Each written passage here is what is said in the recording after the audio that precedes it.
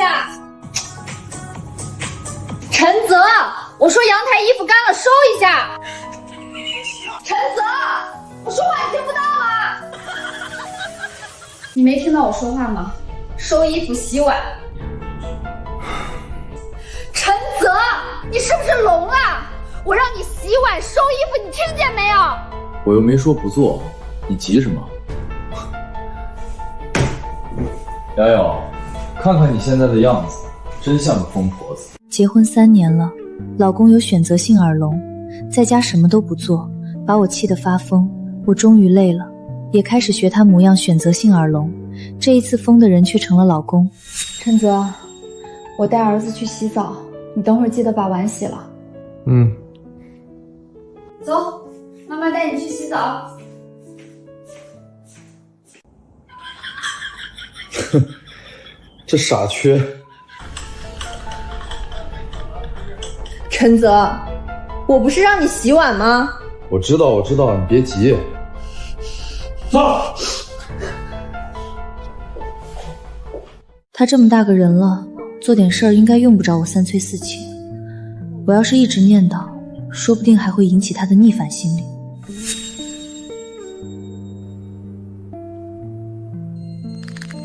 从昨天6点，他一直玩手机玩到深夜，宁愿在沙发上笑出声，也不肯动一动这些碗筷。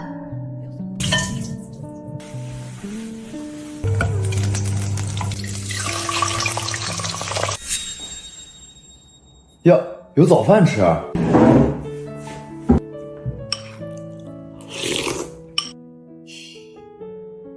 陈泽，昨天我是不是提醒了你2次，让你把碗洗了？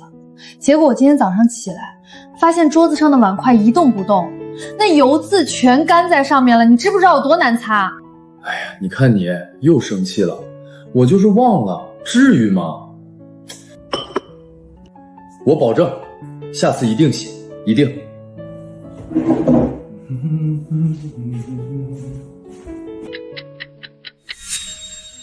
陈泽，你吃完饭记得把洗衣机里的衣服拿出来晒一下。行，保证完成任务，你放心去吧。昨天才发过火，洗衣机里一共也没几件衣服，晒一下也就几分钟，他应该会做的。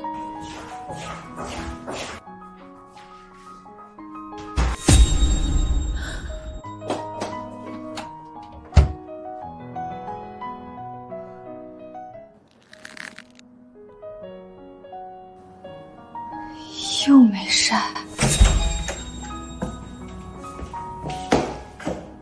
老婆，我回来了啊，饭做好没？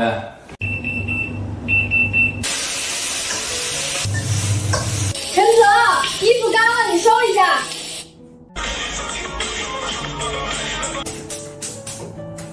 陈泽，衣服晒一下。干嘛？我叫你2声了，你听不见吗？去晾衣服。我听到了。你说第1遍的时候我就听到了，不就是晒个衣服，我等会儿会晒的。你会晒？今天早上出门的时候，我是不是亲口让你晒了？你晒了吗？我回来看到衣服还在洗衣机里捂着，都臭掉了，你知道吗？我得重洗一遍。我不过就是忘了你再洗一遍就是了，多大点事儿？我都说了等会儿会晒，真不知道你在气什么。衣服记得晒，我去烧饭了。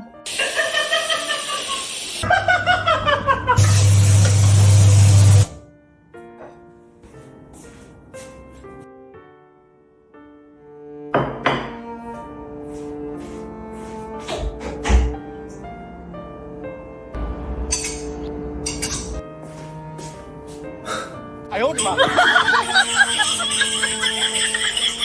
妈妈，为什么爸爸可以一边看手机一边吃饭，我却不行呀？陈泽，你好好吃饭，别玩手机了。陈泽，别玩手机了。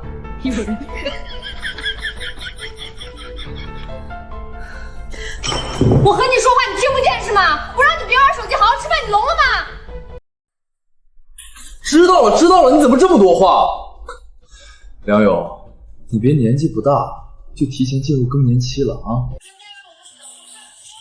到底是他耳朵有问题，腿脚有问题，还是脑子出了问题？陈泽，咱们讲点道理好吗？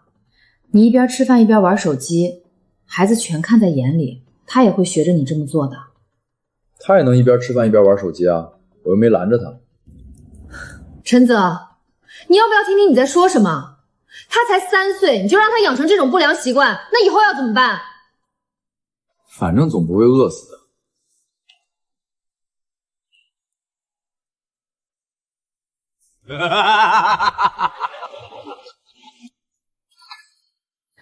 陈泽，你去给陈明洗个澡。你去洗澡，我正好把碗筷收拾了。等会儿我再给他讲几个故事，就能让他睡觉了。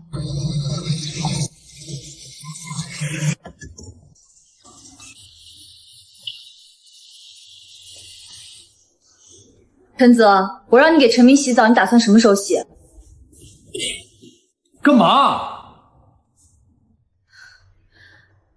我让你给你儿子洗澡，你耳朵聋了？知道了，知道了，这么多话。这时候我才明白，他不是听不到，他是故意装听不到。只要他装傻装聋，我看不下去，自然就会把事情做了。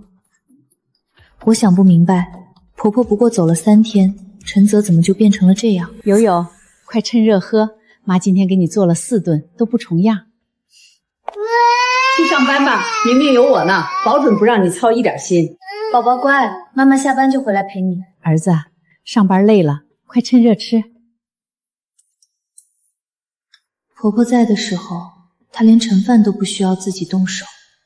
我忘了，婆婆宠出来的，从来都是衣来伸手的日子。悠悠，妈在那边实在住不惯，明明也上幼儿园了，我得回老家了。妈，要是没您，这家里真转不动。妈，到家发个短信啊。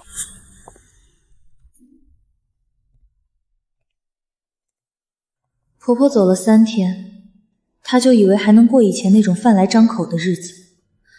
可是，一个好的家庭需要双方付出，一个人付出太多，注定会崩溃。哎，梁友，我那件白衬衫呢？洗了没？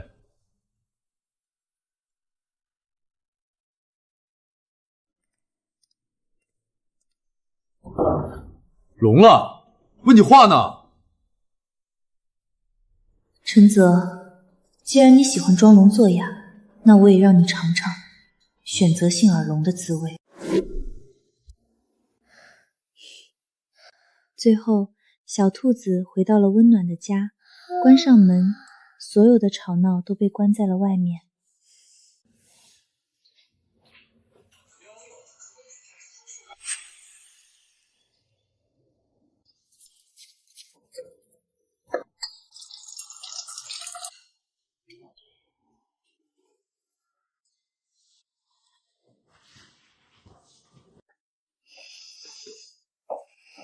明明起床了，妈妈做了好吃的煎蛋。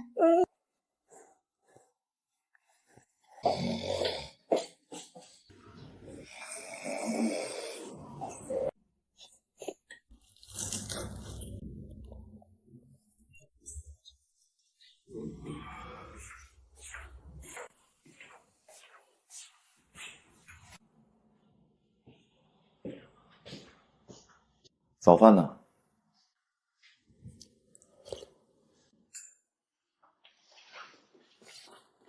梁友，我问你呢，早饭呢？我说你是不是聋了？我问你，我早饭在哪儿？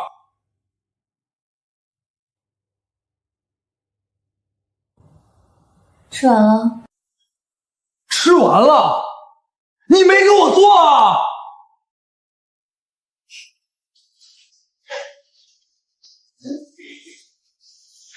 你又没让我给你做，我怎么知道你要吃？你这是什么态度？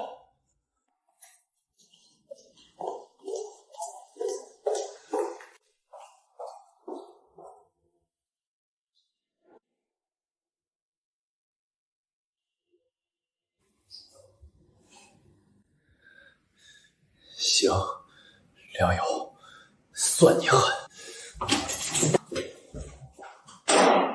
妈妈，爸爸是不是生气了？没事儿，爸爸只是去反省了。反击序幕，正式拉开。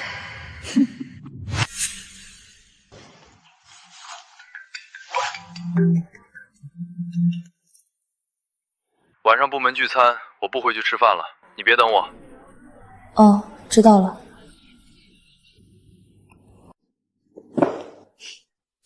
最好永远别回来吃。妈妈，今天爸爸不回来接我们吗？爸爸有事儿，走，妈妈带你去吃你最爱吃的蛋包饭，咱们今天在外面吃。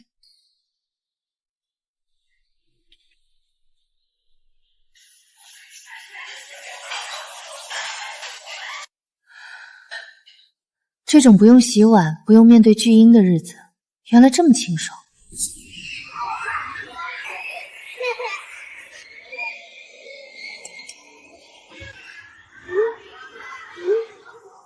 让那些破事儿见鬼去吧！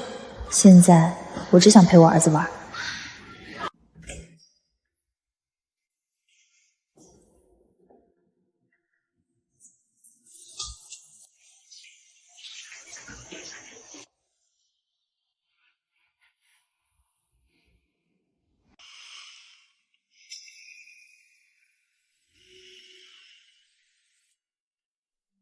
没有你在，我们反而过得更像个家。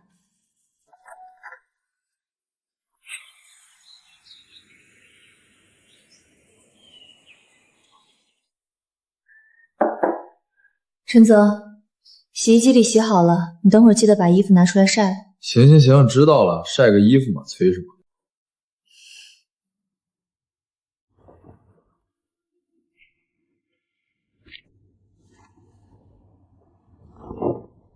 我知道你一定不会晒，所以洗衣机里只有你一个人的衣服。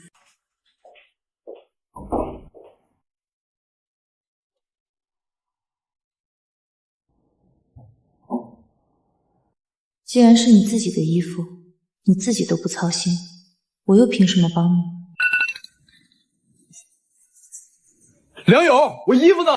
我那套工服呢？你把我衣服藏哪儿了？你把我衣服藏哪儿了？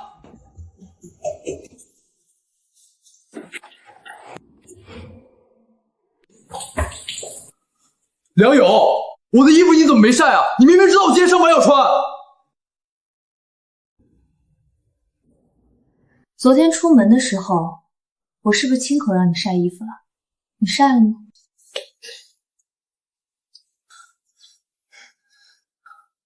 看着衣服在里面臭掉你都不管，你是不是故意的？故意？陈泽，你的逻辑真有意思。你自己忘了是不小心，我不帮你收拾烂摊子就是故意。以前他不都是洗好了吗？今天怎么跟变了个人似的？别在这儿嚷嚷了，另一套你前天穿过还没洗，也臭了。你要么穿这件湿的，要么穿那件臭的，你自己选。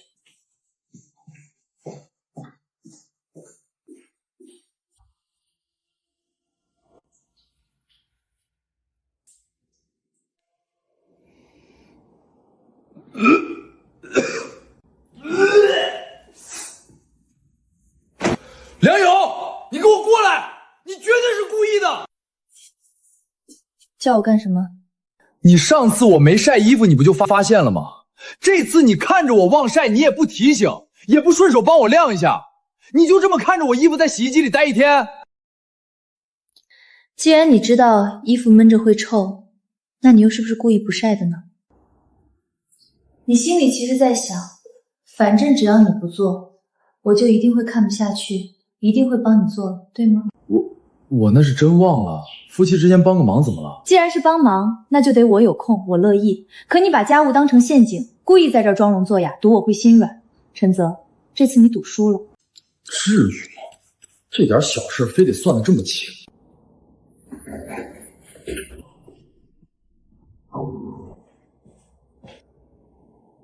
以前我总觉得家务是我的责任，现在我才发现，不做家务的感觉真爽。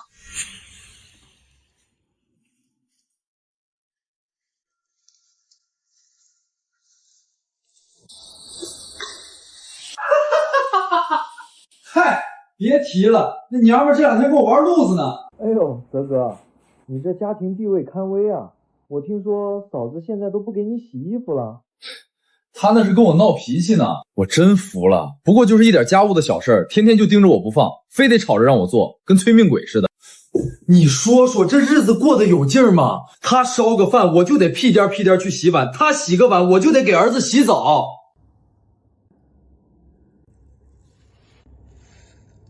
还有啊，他把衣服扔进洗衣机，摁个开关才几秒钟的事儿，非得逼着我去晒。哈哈，那是挺过分的。嫂子以前不挺贤惠吗？凭什么？就那么点事儿，就非得我做吗？他一个人顺手做了不就行了？非得计较那3、5分钟。我妈在的时候，她可从来没让我做过半点事儿。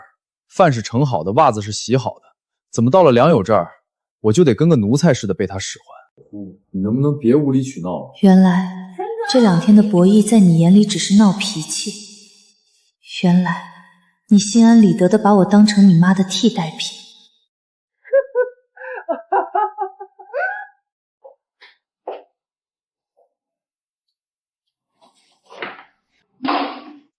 陈泽，你不是觉得这些都是一点小事吗？那接下来我也让你看看什么叫一点小事。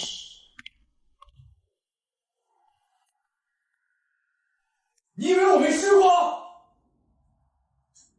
我之前就是故意拖着不做，碗不洗，衣服不晒，我想着晾他几天，他总归得认怂吧。结果你猜怎么着？他倒好，直接跟我对着干。现在饭都不给我做了，衣服都只洗他自己和儿子的。泽泽，嫂子这脾气长了不少啊，你治不住她了？我真是服了，天天在外面装的跟个贤妻良母似的，回家就给我摆脸色。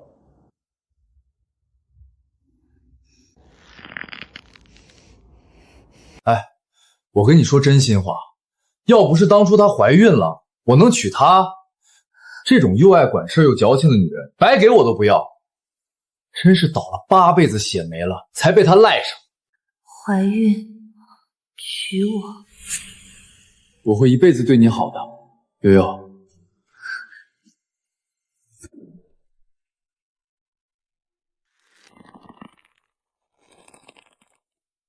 原来从头到尾，你对我的好，都只是因为那张不得已而为之的船票。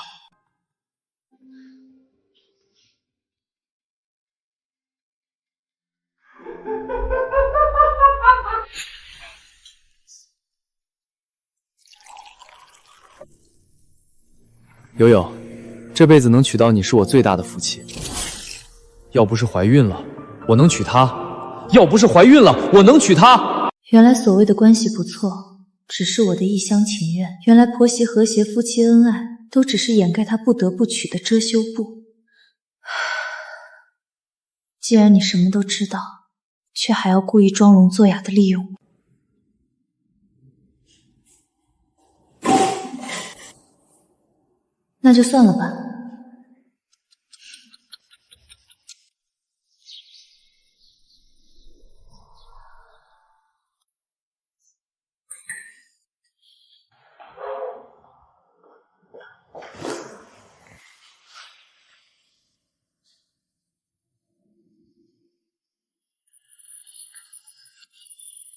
陈泽，记得把碗洗了。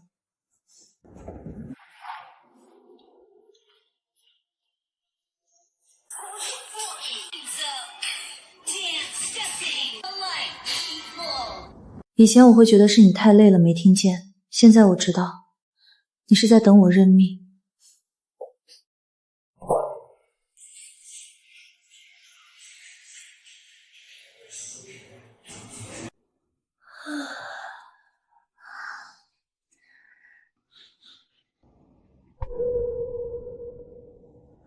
难道他终于听进去了？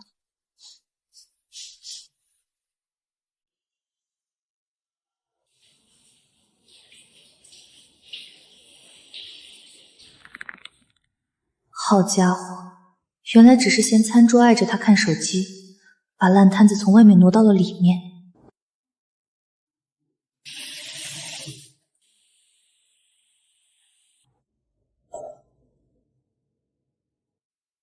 行，你不洗，那我也不洗。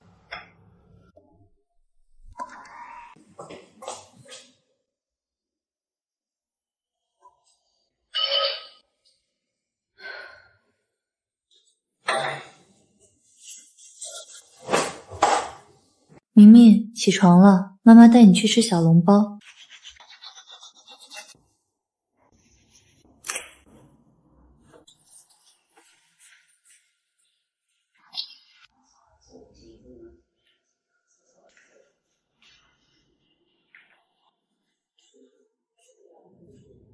梁友，早饭呢？梁友。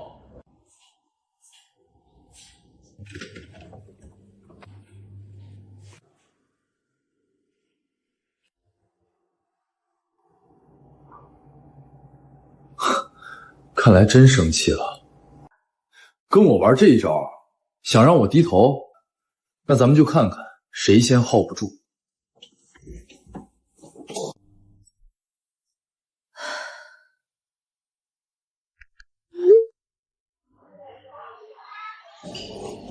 明明，咱们吃完去逛逛超市，给你买那个小乐高好不好？耶！妈妈万岁！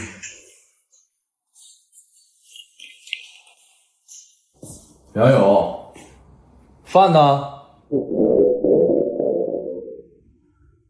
又加班，真当我傻子呢。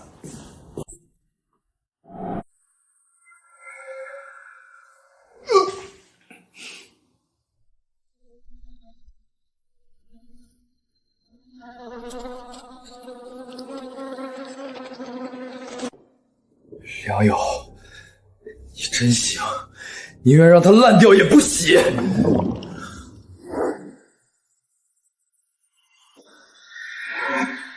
疯了，全都疯了！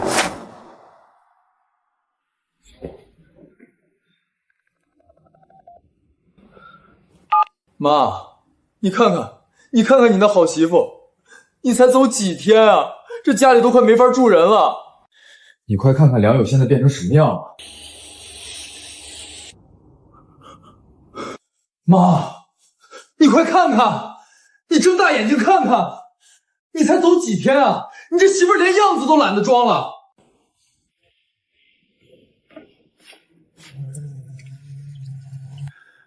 瞧瞧，这水池里的碗都泡了好几天了，水都臭了。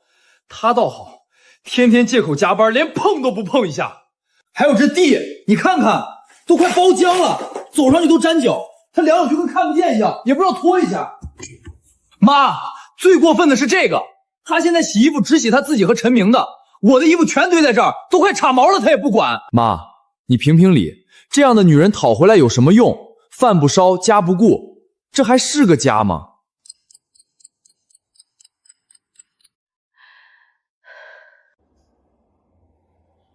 骂吧骂，赶紧给他打个电话，像以前训我姐那样狠狠教训他一顿。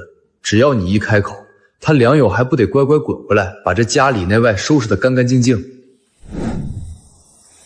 妈，你快说话呀！你看看梁友把这日子过成什么样了，你赶紧给他打个电话，不然他真不知道天高地厚了。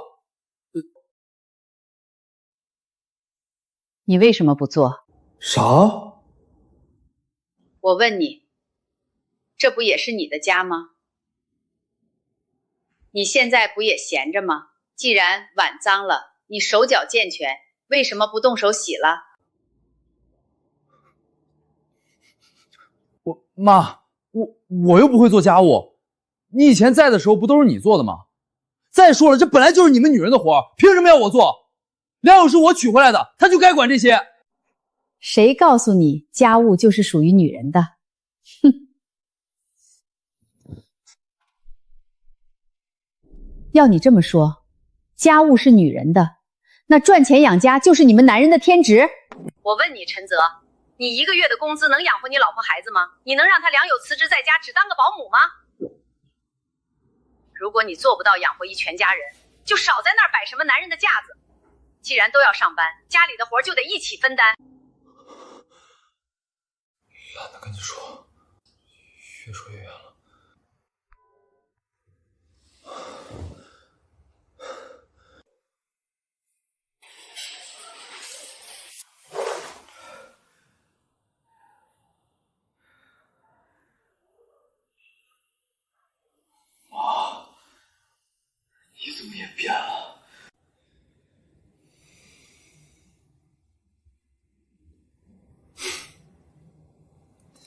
哥们儿，没法过了。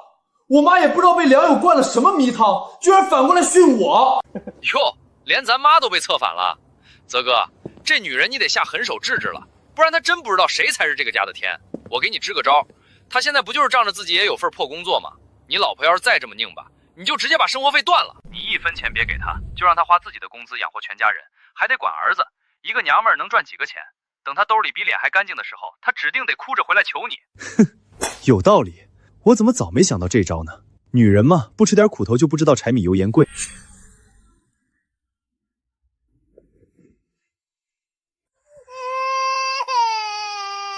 友友，分床久了，感情就淡了。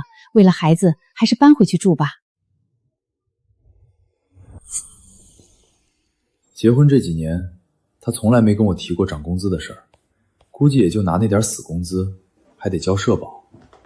只要我断了供，不出3天，他绝对得把碗洗了。哼，梁友，我看你能硬气到什么时候？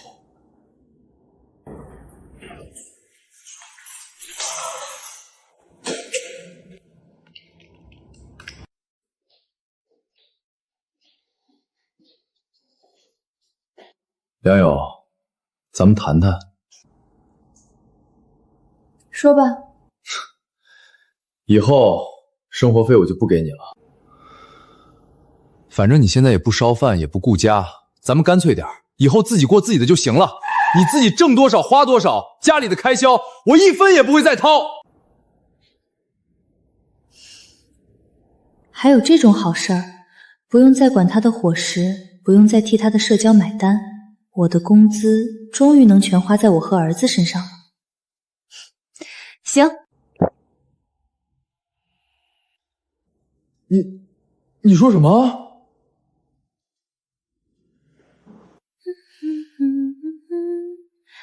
他显然没料到我会那么爽快。我估计是在强撑，就凭你那点破工资，又要买护肤品，又要养儿子，还要交房租水电，你能撑几天？撑个几天，撑不住了，肯定就乖乖求和了。到时候看我怎么收拾你。我没说不去，你先去。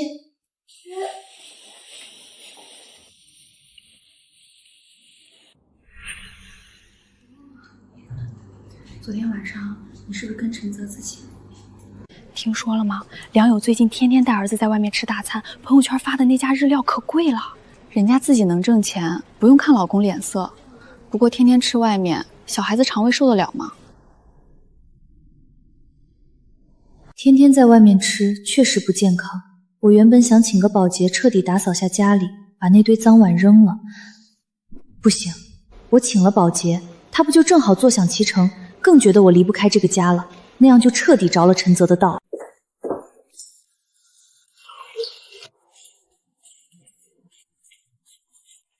妈妈，我们要去哪儿？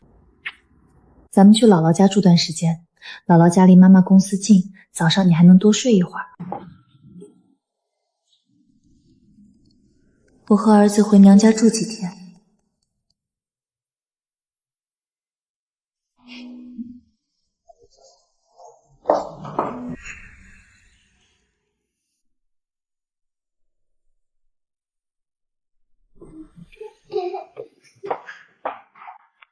梁友，老婆，你看，我带了你最爱吃的进口橙子，还有给爸妈的补品。我接你和儿子回家，咱们都在娘家住1个月了，也不合适，对吧？梁友，你看咱俩都结婚这么多年了，孩子都3岁了，你一直住在娘家，这传来传去也不合适，对不？回去呗。你看我都亲自来接你了，姿态都摆这么低了，你就给个台阶下。陈泽，你是真的想接我回去，还是家里实在太乱了，缺个保姆了？瞧你说的，怎么可能呢？我是那种人吗？我就是想你和儿子了。哦，是吗？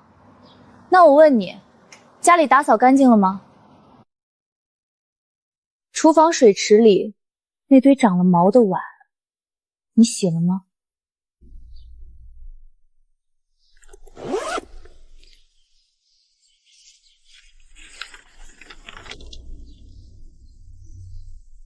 签了吧。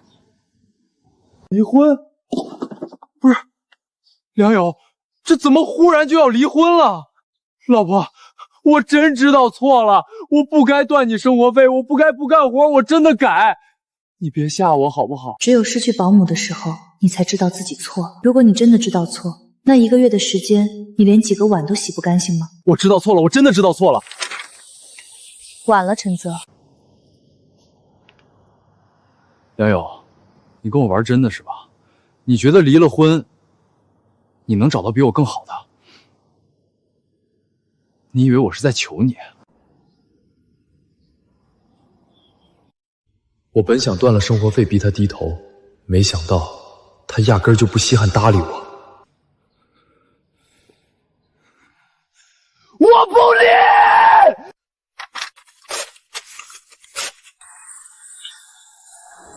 老婆，我不离，我一定改。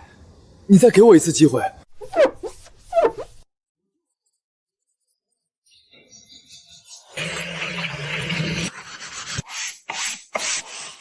这是我花了大价钱请来的保洁，你给我把这儿打扫干净了。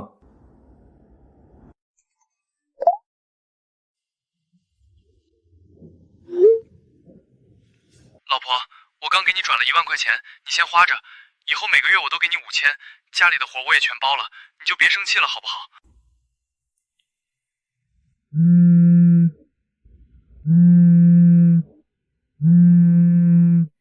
老婆，你看家打扫干净了，以后家务我来做。老婆，我说到做到，信我最后一次。只有这时，你才想起我不是保姆。收款成功。梁友，悠悠，陈泽这回真是拉下脸来求了咱好几天了。男人嘛，知错能改就是好的。关键是明明还小，要是这么小就没了父爱，对孩子成长真没好处。你得考虑孩子。爸妈，悠悠，我发誓，我要是再跟以前一样装聋作响，我陈泽就不是人，我一定改，说到做到。回去可以，这是最后一次机会。老婆，这排骨我特意炖了2个小时，你多吃点。你去休息，碗我来洗，以后这活我都包了。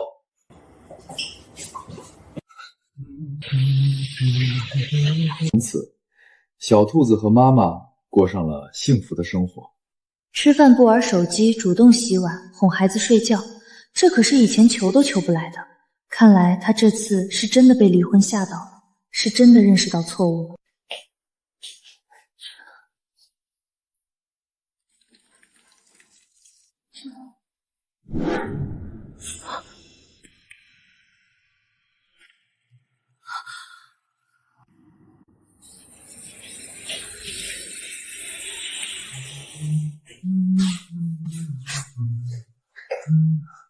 老婆，书房地我也拖了啊，你快去洗澡，水温我给你调好了。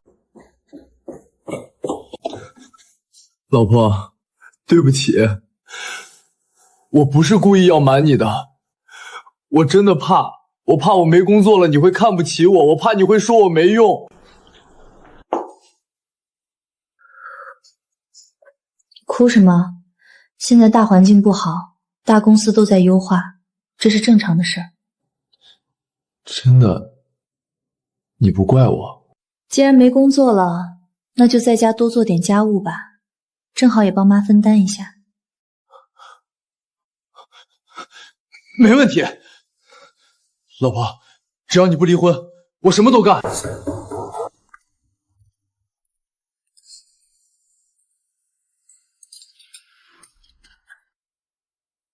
以前是我下班忙得脚不沾地，现在终于轮到他尝尝这种滋味了。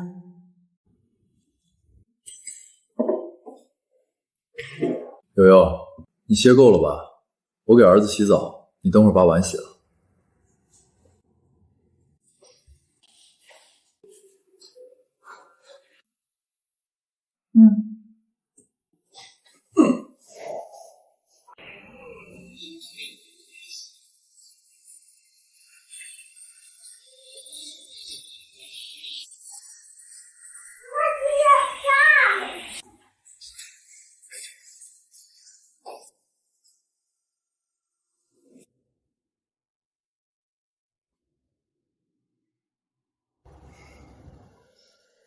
梁友，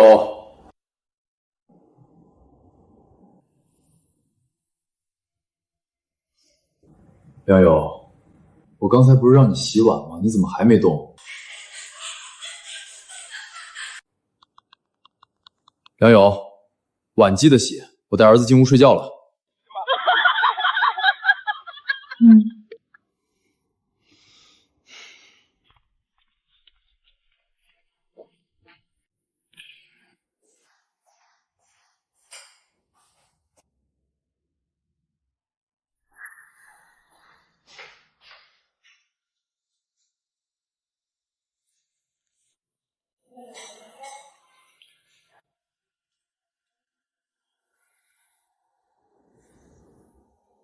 没完了是吧？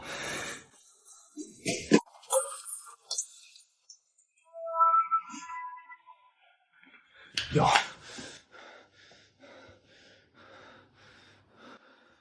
梁勇，你是耳朵聋了吗？啊！我昨天是不是和你说了好几次，让你等会儿把碗洗了？你为什么到现在还没洗？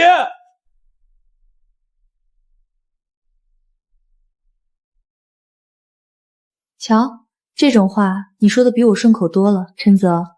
这一刻，你到底是在骂我，还是在骂曾经的你自己？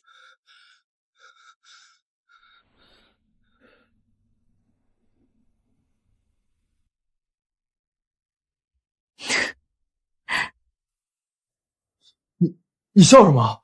我问你话呢。看着他在我面前跳脚，我只觉得可笑。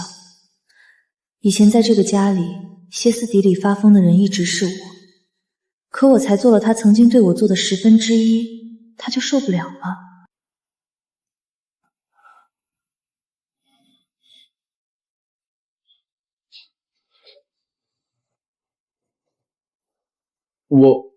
我是为了你好，家里乱成这样，像什么话？陈泽，衣服收一下。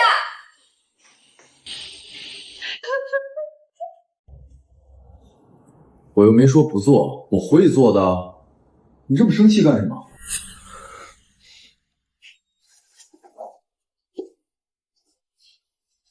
我又没说不做，我会做的。既然我都会做，你这么生气干什么？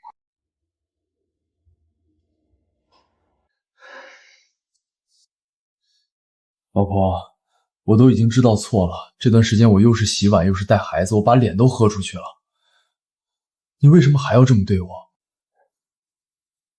你是不是故意的？我当然是故意的。我不但要让你看到这些垃圾，还要让你看到那个曾经满怀期待的我是怎么在你的装聋作音中一点点发疯的。我得让你知道，那种呼唤得不到回应，付出被视作理所当然的感觉到底有多恶心。是，我就是故意的。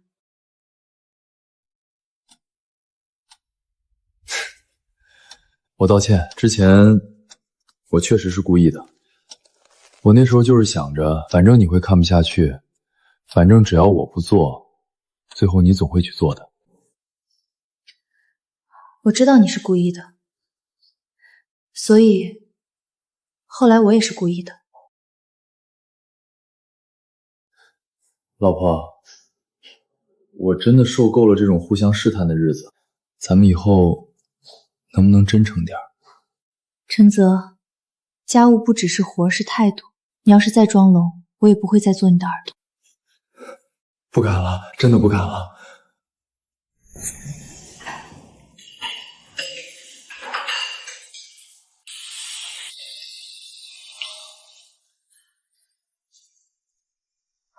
老婆，洗手吃饭了，今天特意给你们炖了排骨汤。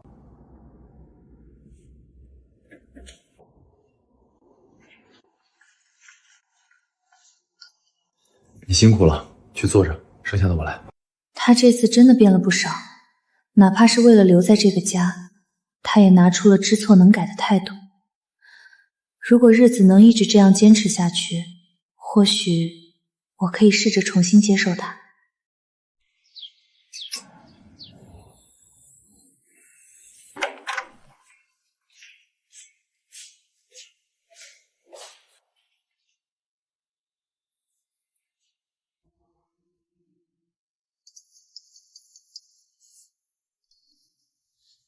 喂，强子，泽哥，帮你找着活了，还是咱们以前那行。虽然工资比你之前那家低点，但大环境不好，总好过在家吃老本啊。行，没问题。什么时候面试？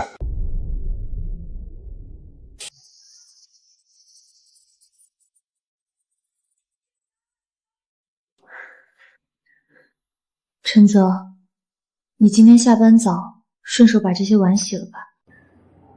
哦，好，知道了。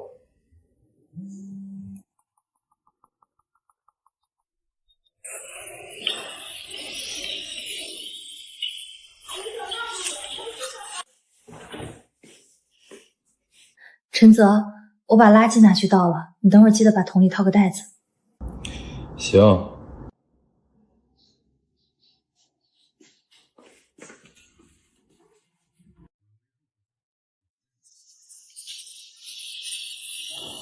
其实他犯的并不是什么大错，可正是因为洗碗、晾衣、拖地、套吧唧带，这些没完没了的小事儿，让我觉得绝望。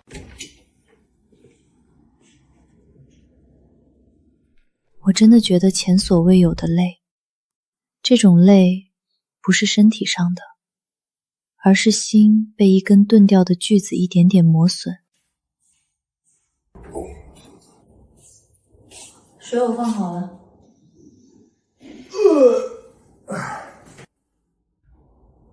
梁勇，你恶不恶心啊？为什么不套垃圾袋直接丢垃圾？你不也没套吗？我不做，你随手做一下不就行了？这么点事儿你非得跟我较劲？随手？难道不是吗？怎么什么事都要指望着我来做？你这个当老婆的随手顺一下的事儿，至于吗？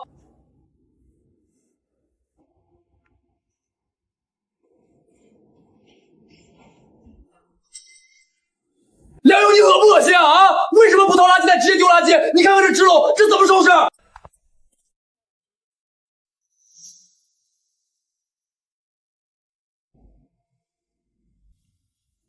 你不也没套吗？我不做，你随手做一下不就行了？这么点事儿你非得跟我掰扯？梁勇，我真的觉得你变了，怎么现在什么事儿都要指望着我来做？我是这个家请回来的长工吗？唉，指望你？如果真的指望你，这个家早就在长毛肥发臭的那几天彻底塌了。我终于看清了，只要我顺手，你就觉得是应当；只要我不顺手，你就觉得是天大的罪过。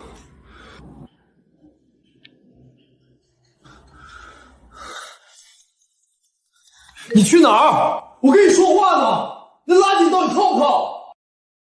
你有手有脚，想套就自己套。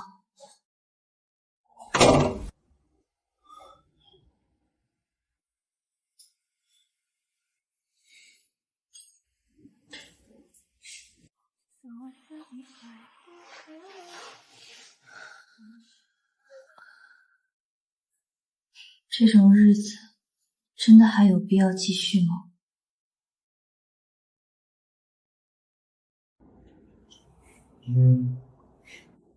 陈泽，你去洗碗。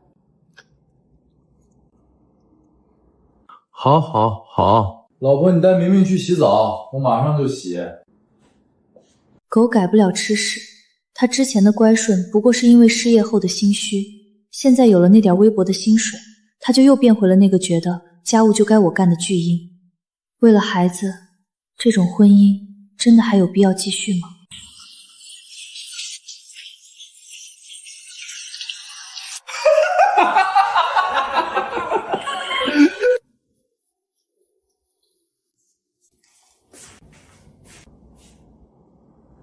马上洗碗。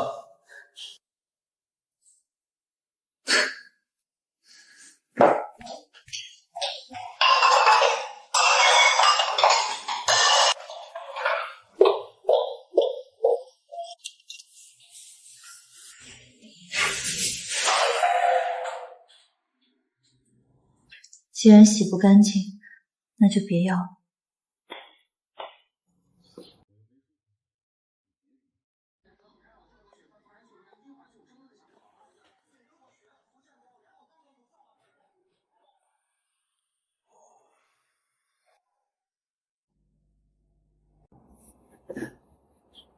陈泽，洗衣机里的衣服洗好了，你等会儿记得晒。知道了，等会儿就晒。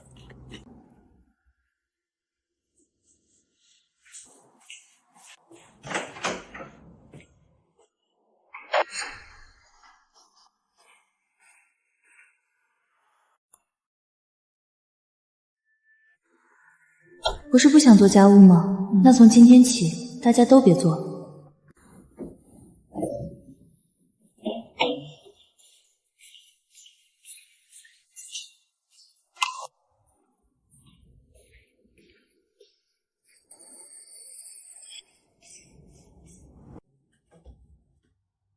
梁勇，厨房的碗怎么少了好多？是啊，没洗的全都扔了。梁勇，你他妈有病吧？没洗的你顺手洗一下不就好了吗？那是名牌瓷器，干嘛要丢了？因为你不洗，我不洗。既然这个家没人洗碗，那它留着还有什么意义？当然只能丢了。那是钱买的，你这是败家！你简直不可理喻！败家？如果你觉得洗碗是这么简单的事儿，那你为什么不洗？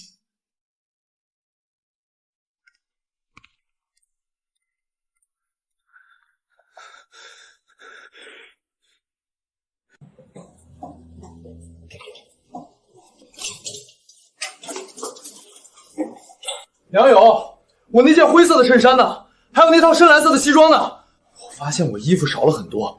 梁勇，我问你呢，我衣服呢？放洗衣机没晒，臭了，我就丢了。丢了？那可是几千块一套，你他妈吃错药了！碗不要钱，衣服不要钱，梁勇，你看看你现在像什么样，你简直不可理喻！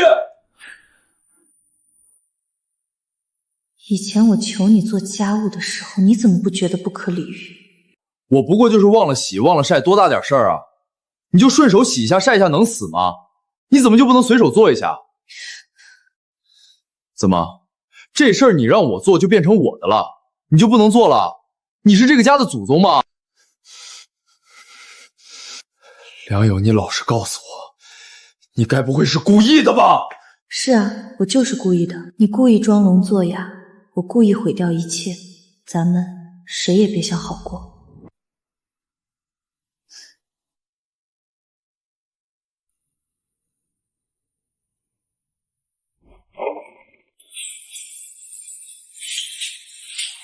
是，我就是故意的。陈泽，我以为经过上次那份离婚协议，你是真的被吓到，是真的想改了。没想到，狗改不了吃屎。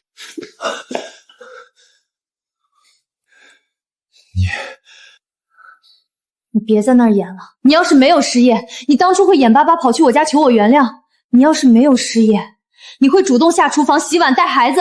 只有在你没钱、没权、没人伺候的时候，你才会想起我这个老婆。到底谁才是故意的？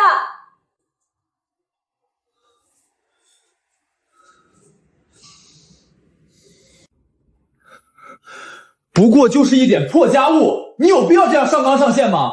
你别以为你自己多了不起，你在这个家算什么东西？我现在上班很累了，你知不知道大环境有多难？我回来还得帮你做这个，帮你做那个，我是你请的保姆吗？梁勇，你看看你现在这副使唤人的样子，真的很恶心。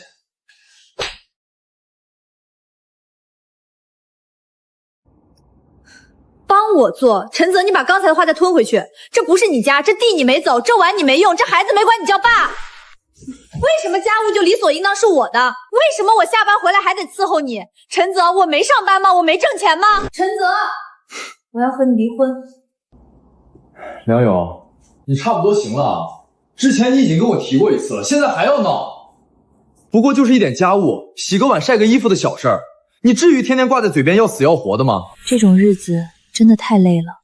我想要的婚姻是两个人并肩作战，一起朝着一个方向使劲，而不是我一个人在后面拖着一个巨婴负重前行。一直都是我一个人在努力，这种努力已经耗尽了我所有的力气。悠悠，听妈一句劝，两口子过日子哪有不磕磕碰碰的？他要是不愿意做，你就多做点，不就是顺手的事儿吗？是啊，都是些鸡毛蒜皮的小事儿，闹到离婚像什么话？传出去咱家脸往哪儿放？我不愿意。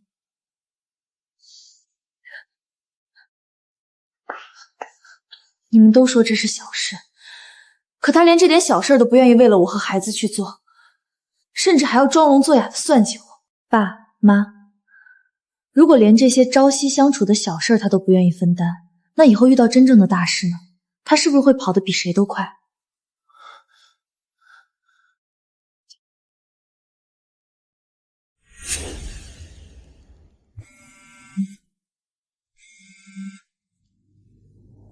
悠悠，闹离婚的事儿我都知道了，是我没把儿子教好，是我的错，都怪我，以前总想着他是男孩子，让他好好读书就行，总说家务妈妈来做，我没想到这种溺爱却让他当成了理所当然，让他觉得只要是女人就活该伺候他一辈子。这种理所当然，最后全变成了我婚姻里的枷锁。妈，其实您在的时候，他隐藏得很好。不，悠悠，其实我当初之所以急着要回老家，就是因为我发现了，我在那儿住着，看到这个家里陈泽一点付出都没有，看到他过惯了饭来张口衣来伸手的日子，我怕我再待下去他会烂得更彻底。我原本想我走了他能为了你和孩子学着长大，可我还是怕你们一定会因为这个吵架。妈，您走后他甚至连装都懒得装了。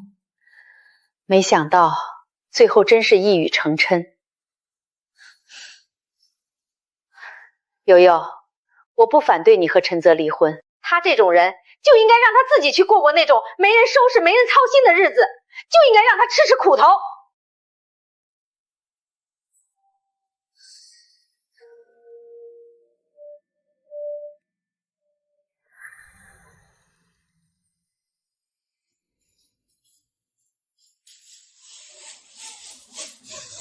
妈妈，你看我套好了。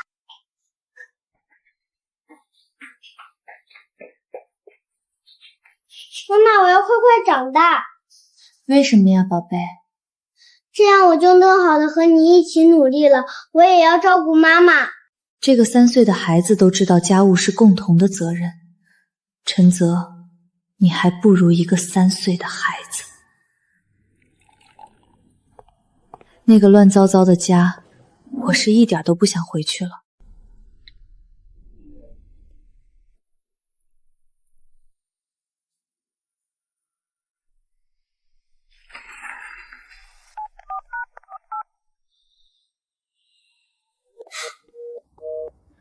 梁友，你还真去起诉了？你以为你是谁啊？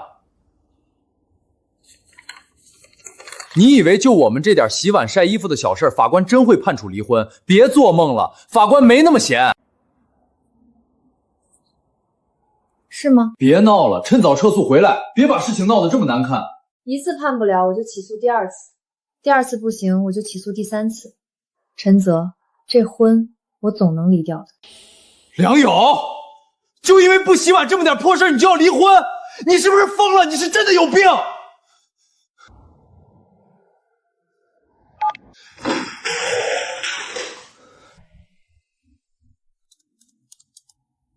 先生，这是本周第3次深度保洁了，按次结账，一共800。天天外面吃，隔天请保洁，这1个月工资还没发就全搭进去了，简直太累了。怎么会有这么多洗不完的碗，干不完的活？我以前觉得梁友每天在闹，觉得他矫情，可我现在才发现，光这些琐事就占满了我所有的时间。梁友每天还得带着陈明，他到底是怎么坚持下来的？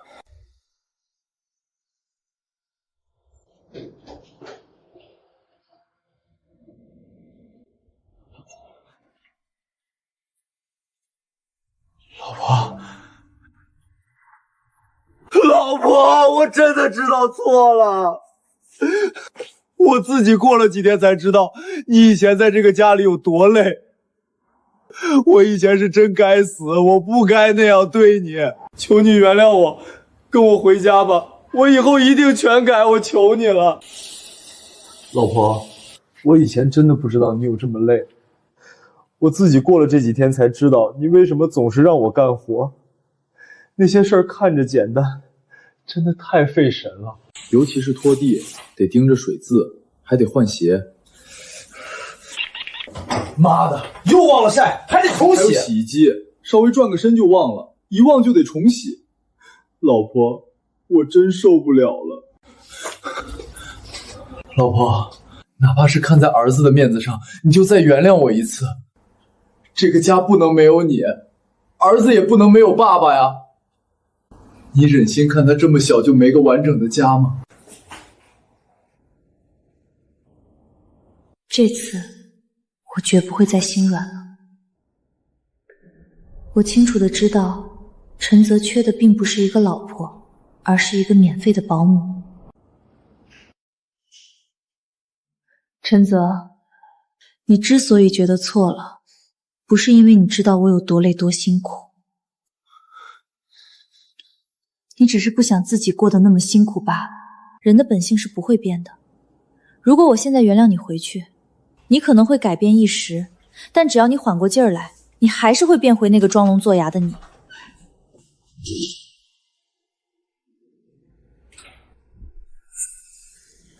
梁友，我说了，我绝对不会离婚的。你就是把法院跑烂了，我也不会放手。陈泽，我给过你机会的，是你没有珍惜。搬回家的那次，我是真的想过，如果你能改，这辈子也就这么凑合过了。可你呢？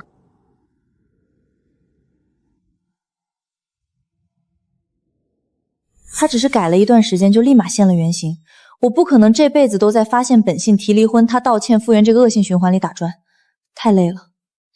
看你提交的这些证据，说实话我也挺无语的。你老公没做什么原则性的大事儿啊，不就是懒一点，不爱干家务吗？男人嘛，不都这样吗？这在咱们这儿连冲突都算不上。你作为老婆，心胸放宽一点，包容一下啦。为了洗个碗、晒个衣服就闹到法庭，太小题大造了。对啊，老婆，法官不，调解员说的对，我就是懒了点儿，我有罪，但我没出轨，没家暴啊。梁友，你听见没？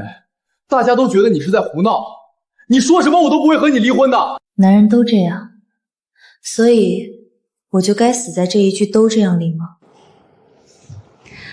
梁小姐，听大姐一句劝，家务这事儿，男人嘛，能指望多少？包容包容就过去了。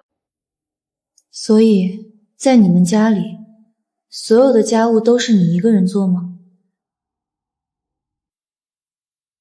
你老公从来不做。家务不就是女人的活儿吗？男人在外面挣钱多辛苦，家务怎么就成女人的活儿了？既然家务是女人的活儿，那什么是男人的活儿？如果我挣的不比他少，甚至在他失业的时候我还得养着他，那为什么要我一个人承担家务？难道我就不辛苦？老婆，我知道错了，我以后一定帮你分担，求你给我一次机会，哪怕一次。原告梁友，你就因为不洗碗、不晒衣服这些琐碎小事，非要和你老公离婚？是。原告陈泽在法庭上已经深刻忏悔，说他会改，你应该再给他一个机会。他不会改的。你都没给他机会，你怎么知道？老婆，我求你了，再给我一次机会，我一定全包家务。浪子回头，什么时候都不晚。男人嘛，就是这样，成熟的比较晚。成熟的晚，他已经30岁了，是个3岁孩子的父亲。那他打算什么时候成熟？60、70岁？等我伺候他一辈子进了棺材，他再回头给我献一束花吗？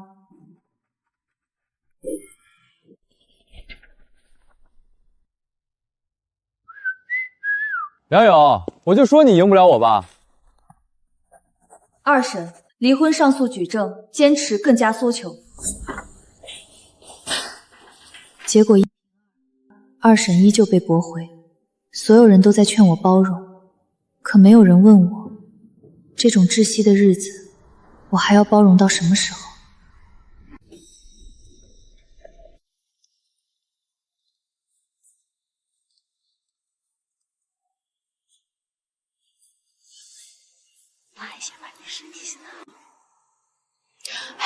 你看梁友她老公都坚持接送快1年了，又是带孩子去游乐园，又是送花的。是啊，男人做到这份上也算知错了，为了点家务活非得闹离婚，梁友这心也是真狠。瑶瑶，明明说想吃那家日料，咱们今天……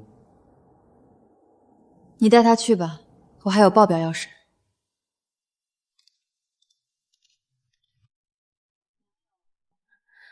我能看到他的变化，可我还是没法说服我自己，因为我知道，这种改变是求来的，不是他本能里对家庭的共情。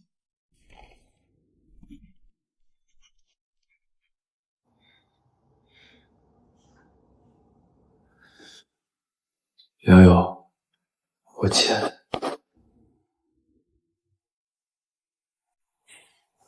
对不起，我一开始确实觉得这没什么，觉得我妈能做，你也能做，甚至觉得我只要大男子主义一点，你就得听我的。我没想到，这种理所当然会对你造成这么大的伤害。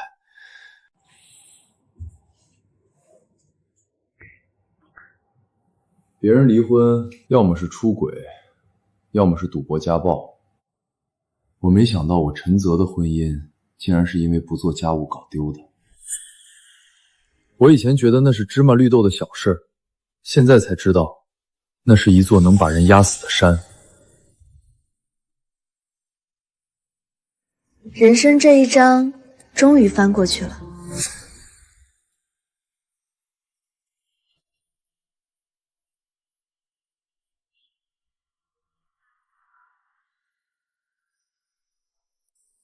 下一组402号。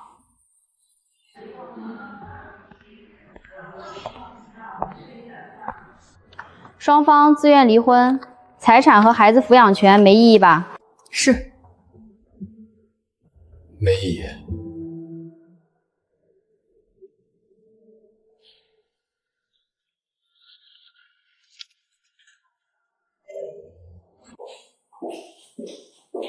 梁友，我就最后问你一遍，你真的想好了吗？哪怕到了这一刻，我还是觉得不可思议。你要为了这点芝麻绿豆大的小事，彻底放弃我们这么多年的婚姻？以后人家问你为什么离婚，你真的好意思开口说是为了洗碗和垃圾袋？你就不觉得幼稚吗？是，陈泽，你永远不明白，压垮我的不是那1、2个碗，而是这2000多个日夜里，你理所当然的无视。因为你觉得是小事，所以你可以心安理得的看我发疯。因为你觉得是小事，所以你觉得我理应忍受。要是满地都是芝麻，不仅恶心，还会看不到希望。而我，已经在那堆芝麻里被闷了太久了。